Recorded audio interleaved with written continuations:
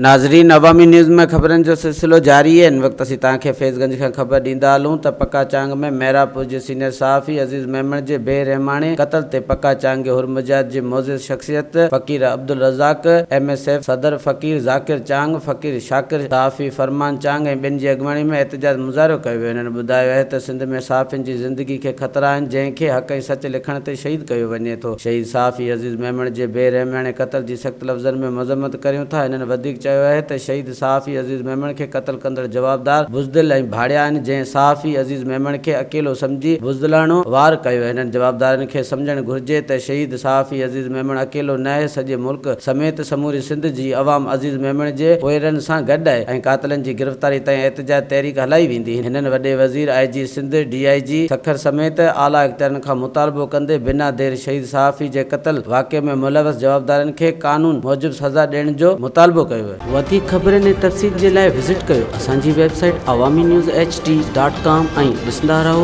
अवामी।